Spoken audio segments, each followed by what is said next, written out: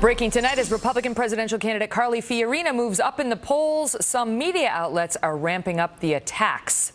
The focus today, take your pick. Some old campaign debts, how she managed the Fiorina Foundation, what she named her dog. No, but this is from MSNBC an hour ago. She's got this money problem that I've seen this now reported numerous times over the years, but this quote, she basically stiffed a lot of people that work for her and a lot of vendors. This is from someone, let's be clear, who was fired and got a huge golden parachute. Yeah. Well, I mean, and the other thing is that these people sat without payments for years until Carly decided she was going to run for president. She's gone after Donald Trump for having had his businesses file bankruptcy 4 times. But again, you know, the bankruptcy code exists. Another Carly Fiorina operation, which is what you call her mystery foundation.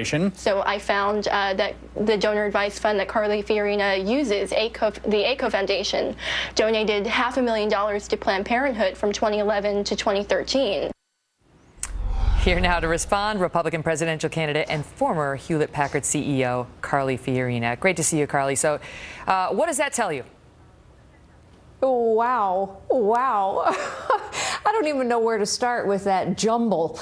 But I think what it tells you, honestly, Megan, is there are a lot of liberals who find me kind of scary right now because I am doing really well in the polls, and horror of horrors, I am a conservative woman. And let's just tick through a couple of those so you have the chance to respond. They were speaking first about a Washington Post piece that was just outraged that you had campaign debt, they claim, from your Senate 2010 campaign that didn't get paid off by your campaign. And Guy Benson offered an opinion online saying, I remember the Washington Post doing a similar article, front page article, about Hillary Clinton's failure to pay off her Oh, wait, no, I don't. No, I don't. But they're very interested in your campaign's failure. Having said that, is it true? Did you not pay off the debt?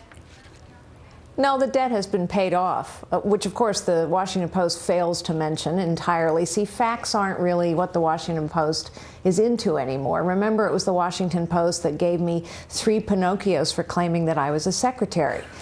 Yes, in fact, I was a secretary. That's how I start. So apparently they don't care about the facts that I paid off the debt. They don't care about revealing that the source of this story was campaign staff for a rival campaign.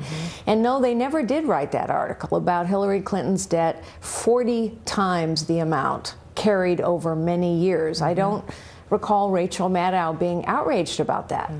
What about the this ICO Foundation? That apparently is, let me just get it. So that manages your philanthropic fund. They're ticked off that that group has clients that donate to Planned Parenthood.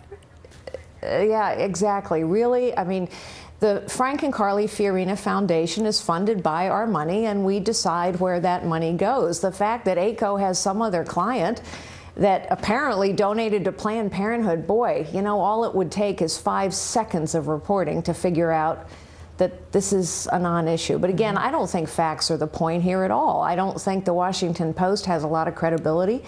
MSNBC, I think, speaks for itself. What do you I mean, this is obviously going to happen more and more as you rise in the polls, which you are doing. We put it on the board earlier, and I'll show 2 other polls to the viewers that we haven't shown yet, and this is you versus Hillary Clinton.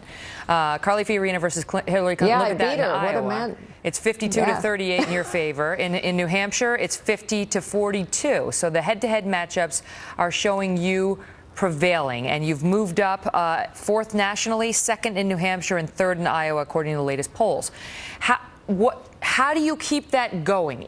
Do you believe it's solely a matter of name recognition at this point for you? Oh, no. Now we have higher name ID than we had even a month ago, which is fantastic. We still have headroom. There are still people out there who don't know I'm running. But how I keep it going is I keep working really hard every single day to address the issues specifically, to tell people what I would do. Do you think as a conservative woman, it's harder for you? Because I'm just looking at this New York Times article from last week talking, this is the quote, "It's so weird." This is somebody who watched the last debate. "She looks like one of us, but she's not." This is some woman who doesn't like your stance on Planned Parenthood. I mean, the media, they don't exactly love conservative women.